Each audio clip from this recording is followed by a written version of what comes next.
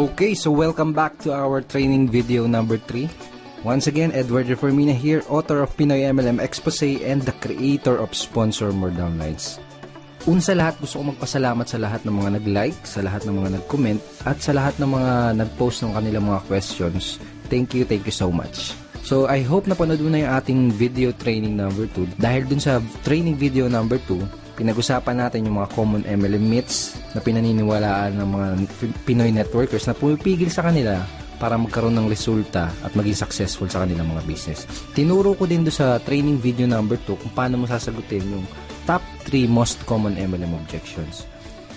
So ngayong araw na to, in this video, pag-uusapan natin yung pinaka-importanting skill na kailangan mong matutunan as a network marketer.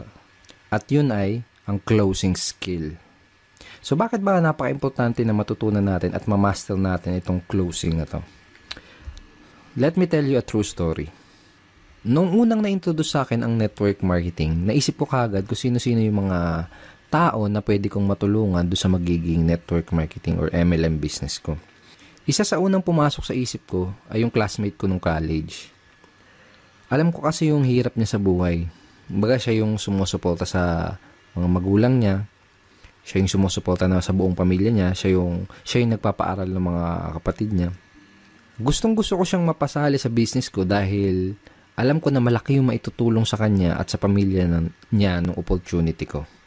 Kaya ang ginawa ko, in-invite ko siya doon sa opportunity meeting ng company namin. Baga, sinet up ko siya ng appointment, nilibot ko siya doon sa opisina, pinakilala ko pa siya doon sa mga ibang partners namin. Kaso, hindi lang pala ganun kasimple. Hindi pala porket may intention kang tumulong ay magagawa mo na. To make the story short, hindi ko siya na-close sa business ko dahil wala pa akong kaalam-alam kung paano mag-close ng prospect. Wala akong kahit anong skill sa pag-close ng mga prospects. So sa madaling salita, hindi ko siya natulungan. Okay? Hindi ko siya natulungan. So kung katulad mo ako, nasa network marketing ako dahil nagustuhan ko yung idea na pwede kang maging successful habang nakakatulong ka din sa ibang tao. Mga sabi nga nila, network marketing is a people helping people business. Tama? Pero ito ang tatandaan mo. Kahit gaano pa kaganda ang intention mo na makatulong, hindi mo magagawang matulungan ang isang tao gamit ang opportunity mo. Hindi mo matutulungan yung mga kakilala, kaibigan o kamag-anak mo hanggat hindi mo siya nai-sponsor o nare-recruit sa business mo. Hindi mo siya matutulungan hanggat hindi mo siya nakuklose. Hindi mo siya matutulungan hanggat hindi mo siya nagiging downline. If you really want to help other people, kailangan mak-close mo muna sila sa network marketing business mo. Yun ang dahilan kung bakit kailangan mo ma-master ang skill na to. Ngayon may gusto kong ipakita sa'yo. This is Sponsor More Downlines training ebook. This is a 128 pages, very detailed how-to sponsoring training ebook. This is an exclusive training ebook na ginawa ko lang para sa team ko. Baga dito sa ebook na to, dito ko tinuro lahat ng mga sponsoring and recruiting strategies, approach and methods na natutunan at na-discover ko na tumutulong sa akin para makapag-sponsor ng up to 23 downlines per month. Okay, dito ko rin tinuro yung 5 easy steps of sponsoring. Okay, so very, very detailed siya. Tinuro ko dito mula from qualifying to handling prospect objections and of course up to closing prospects. So sobrang detailed niya. Tinuro ko dito kung ano yung mga linyang ginagamit ko, kung ano yung mga scripts na sinasabi ko. And tinuro ko din dito yung psychology behind those strategies. Kumbaga tinuro ko kung bakit effective yung mga strategies and methods na yun. Tsaka yung mga approach na yun. Okay? And dito sa ebook na to, tinuro ko din yung 3 closing methods na ginagamit ko at ginagamit din ng mga team ko. And in this video, gusto kong i-share sa'yo yung isa doon sa mga closing methods na yun. So, napaka-effective ng mga closing methods na yun, yung mga araw na nakakapag-sponsor ako ng 4 na downlines sa loob lang ng isang araw. Okay? Pero bago ko ituro sa'yo yung isa doon sa mga closing methods na yun, gusto ko munang i-share sa'yo yung mga naging resulta ng mga taong nabahagian at naturuan ko na ng mga strategies at mga approach mula dito sa training ebook na to. Okay, so bali ito yung sinabi ni Arvin J. Basilio from Cebu City. Sabi niya, By applying his teachings and strategies in Sponsor More Downlines training ebook, I was able to sponsor 13 people and earn 14,110 pesos in just 11 short days. I have never experienced such fast results in my life. The teachings taught by Edward in objection handling also increased my sign-up rate by 200%. I became truly unstoppable in my business and I couldn't be more thankful. So, yun sinabi ni Arvin J. Thank you, bro. Ito naman yung sinabi ni Elisa Cruz from Cavite City. Sabi niya, mas nakukuha ko yung trust nila dahil sa mga scripts na sinusunod ko sa trainings. So, thankful talaga ako dahil in just 1 week, nakapag-close ako ng 3 prospects at may mga naka-line up pa. So, sabi niya, very effective. So, yun yung sabi ni Elisa Cruz. So, thank you so much, Elisa.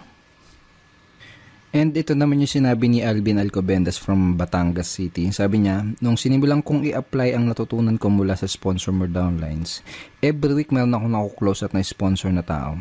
And now, 3 months in my business, nakapag-sponsor ako ng 17 direct downlines at weekly na akong kumikita around $100 per week. So, thank you so much, Alvin. At ito naman yung sinabi ni Mari Bixon from Italy. Kung noong una ay ako ang naghahabol sa prospects, ngayon, sila na yung kusang naghahanap sa akin. Wala na rin akong katakot-takot sa pagsagot sa mga prospect objection. Iba talaga pag may proper training. In 1 month, I got 5 direct referrals. Ay sabi ni Marivic. Thank you, Marivic. At ngayon, ito naman yung sinabi ni Ryan Montilla from Makati City. Sabi niya, dati nung di ko pa natututunan yung mga strategies sa Sponsor More Downlines, ay para akong naglalakad sa dilim na walang ilaw, na nangangapa ako sa daan na tatahakin ko. Kung baga walang proper direction at bumalik ako sa pagiging empleyado, nag-stop ako sa pagiging networker. Then, pagkatapos kong i-apply yung mga natutunan ko sa Sponsor More Downlines, ay sobra, rocket ship to the maximum level. I earned 135,041 pesos at nakapag-sponsor ako ng 72 direct downlines in just 4 months. So, ayun sabi ni Ryan Montilla. So, thank you so much, Ryan, and congratulations sa results mo. At lastly, ito naman yung sabi ni Mr. Rafi Calicdan from Quezon City. Sabi niya, pagkatapos ko matutunan ang mga teachings ni Sir Edward Reformina, nakasponsor ako ng 26 downlines in just 56 days. I earned $945 in 2 months. I never expected na ganun ka-effective yung pag-apply ko ng natutunan ko. It has unleashed the leader potential in me. Ang leadership pala ay natututunan as long as you have the willingness, the proper knowledge, guidance, and training tool to help you grow your team tremendously. Ito pa sabi niya, lahat ng natutunan ko, pinasa ko sa downlines ko, and the training material is indeed very helpful and powerful. Nakaka-proud lang na pati downlines ko ay nagkakaroon na ng results in just short span of time. So, yun sabi ni Rafi Calicdan from Quezon City. Thank you so much, Rafi, and congratulations din sa results na nakukuha mo. Yeah. Andito tayo ngayon sa loob ng Sponsor More Downlines training ebook. Dito tayo sa loob and papakita ko lang sa iyo saglit yung pinaka-content niya. Okay, so ito yung pinaka-content nitong training ebook na to. Right? So dito sa 3 closing methods, itong the consultant close ang gusto kong i-share sa iyo. Alright, so simulan na natin ngayon. Dito sa closing method na to, baga parang boss na boss yung dating mo. Okay? Para ka lang nag-i-interview ng mga nag-a-apply ng trabaho. So, para kang nag-i-interview ng prospects. Okay? Yun yung parang yung magiging flow niya. Pero ang kagandahan at saka pinaka-nagustuhan ko dito sa method na to, bukod sa napaka-effective niya, ay napaka-simple at madaling i-execute. So, perfect to, lalo na kung nagsisimula ka pa lang or kung bago ka pa lang na networker. Okay? So, kung nagsisimula ka pa lang, kayang-kaya mo kagad i-apply or i-execute kagad ang closing method na to. Pero kung matagal ka na sa network marketing, well, that's much better. Actually, mas maganda yan kasi, kumbaga, solid na yung confidence mo for sure. Kumbaga, mas madideliver mo na tong method na to ng smoothly at mas, may execute mo siya ng mas maganda at mas maayos. Okay, pero don't underestimate the simplicity of this approach and this method kasi kahit napaka-simple niya, ay napaka-effective at powerful niya. Okay? So, for example, napanood na ng prospect mo or nakita na ng prospect mo yung business opportunity presentation ng company nyo. For example, tapos na siyang umattend ng seminar or tapos niya nang makita yung video presentation nyo. Parang ganito yung magiging flow ng pag-i-interview mo dun sa prospect mo. Okay? So, ito yung sasabihin mo sa kanya. Base dito sa mga nakita mo, tingin mo ba or naniniwala ka ba? Ganon. Base dito sa nakita mo, naniniwala ka ba na makakatulong itong business or opportunity na to sa'yo para yung reason why nila? Okay? So, make sure na bago ka mag-close is alam mo yung reason why ng prospect mo. Napaka-importante. I cannot tell you how important na malaman mo yung reason why ng prospect mo. Okay, so for example, ganito. Base dito sa mga nakita mo, base dito sa napanood mo, naniniwala ka ba na makakatulong itong opportunity na to sa'yo para mapatapos mo ng pag-aaral yung mga anak mo? Okay? Parang ganun. Base dito sa mga napanood mo, tingin mo ba makakatulong itong business na to para matulungan mo yung asawa mo sa mga gastusin nyo sa bahay? Parang ganun. Okay? Pag sinabi ng prospect mo, oo, tingin ko makakatulong itong business na to. So, yung sa kanya, itanong mo sa kanya, magkano yung gusto mong kitain kada buwan working part-time? Or full-time, kung gusto niya ng full-time. Okay? So, for example, ito yung sinagot ng prospect mo, kahit siguro mga 20,000 lang muna na monthly income. Sabi mo, okay, that's good. Mga ilang oras kada araw o linggo ang pwede mong ilaan para sa business na to para ma-achieve mo yung 20,000 per month na income. Okay? So, sasagutin ka niya ng kung ilang oras. Sabihin natin, ang sinagot niya is mga 2 to 3 hours per day lang muna. Ganon. Sabihin natin, ganun yung sinagot niya. Ang next na sasabihin mo ay ito. Okay, sabihin natin na kumikita ka na ng 20,000 pesos na monthly income working 2 to 3 hours per day. Ano yung iba pang magiging benefit nun para sa'yo at sa family mo? Okay? So, using these lines, unti-unti nang kino-close ng prospect mo yung sarili niya doon sa business mo. Baga siya na yung mismo kasi nagsasabi ng mga benefit na makukuha niya doon sa opportunity mo di ba? So, napaka-powerful talaga nito. Okay? So, ngayon, sabihin natin, sinagot niya na, ito yung mga magandang magiging benefit niyan para sa akin. Tapos, ang tatanong mo sa kanya, pag nasabi niya na sa'yo yung mga benefit na makukuha niya sa opportunity, ito yung next na itatanong mo sa kanya. May mga gusto ko pa bang itanong bago ka magsimula? Okay? O kaya, ano yung mga questions na gusto mong masagot ko bago ka makapagsimula? Or, bago ka magsimula sa business na to, may gusto ka pa bang malaman? Okay? Kapag sinabi ng prospect mo na, kapag may mga remaining questions pa siya, ang goal mo is masagot lang yung mga question na yun. Okay? Ang goal naman kasi talaga natin is mabigay lahat ng mga kinakailangan na information para makagawa ng informed at sariling decision yung prospect natin. Okay?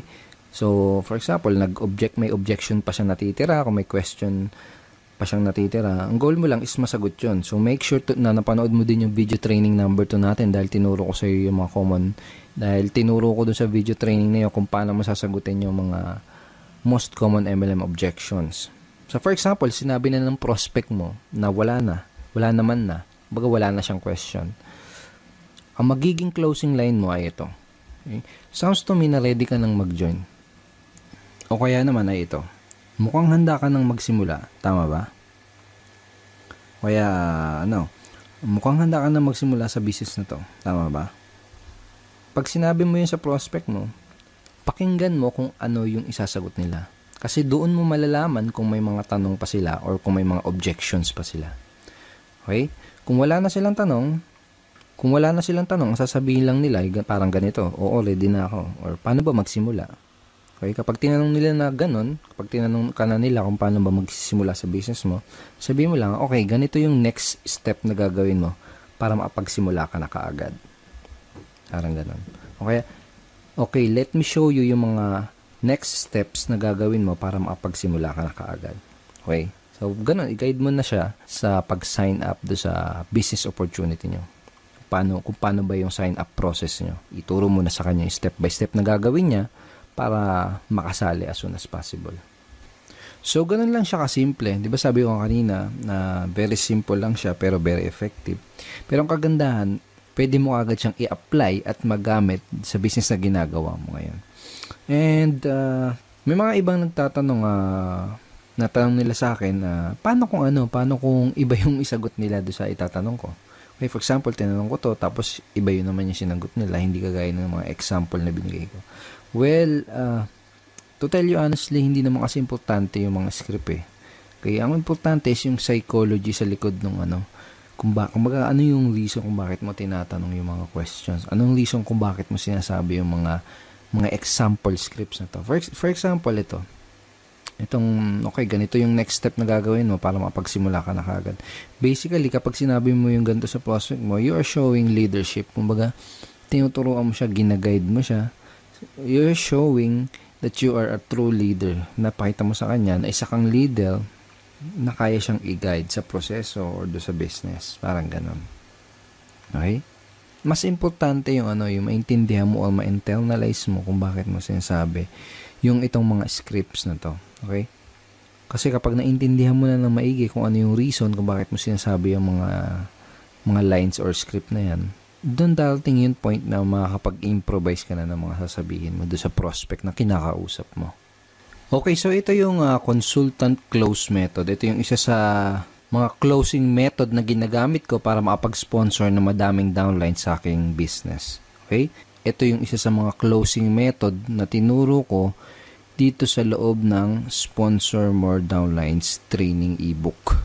So, make sure na i-apply mo kaagad itong method na to sa business mo. Kung may kakausapin ka mamayang prospect, kung may kakausapin bukas sa isang araw, make sure na gamitin mo kaagad itong mga lines na to para ma-practice mo kaagad, para masanay ka kaagad, para ma-internalize mo kaagad yung method, at para ikaw mismo makita mo din yung response at yung magiging resulta kapag ginamit mo tong closing method na to.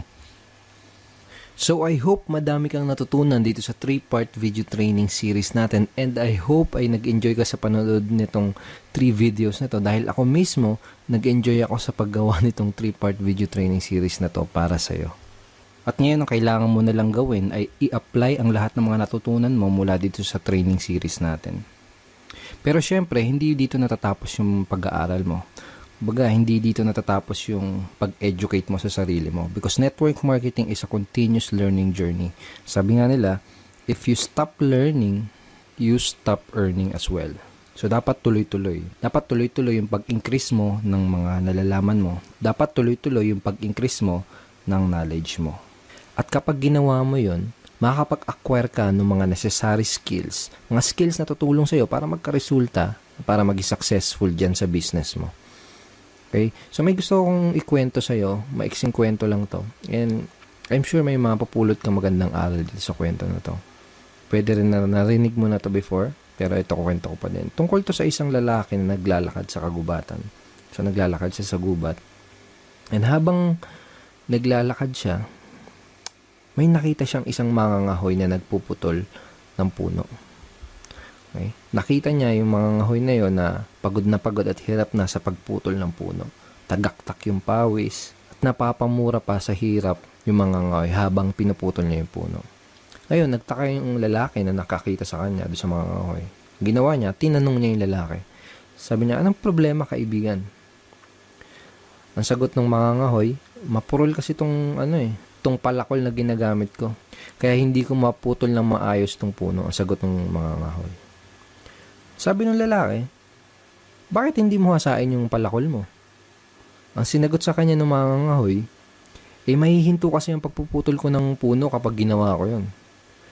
Mahihinto ako sa pagputol ng puno kapag hinasa ko tong palakol ko. Sagot ng mangangahoy. Sabi ng lalaki, pero kung hahasain mo yung palakol mo, mas magiging mabilis at mas madali ang pagputol mo dyan sa punong yan. Ang sagot ng mangangahoy, wala kasi akong panahon para huminto Habang mas lalo siyang napapagod doon sa ginagawa niyang pagputol ng puno. Habang mas lalo siyang pinagpapawisan doon sa pagputol ng puno na yon. So, napailing na lang yung lalaki tapos naglakad na lang siya papaalis. Iniwan niya na lang yung mangangahoy. Maraming mga networker ngayon ang kagaya ng mga ngahoy dun sa kwento. Karamihan ay hataw lang ng hataw.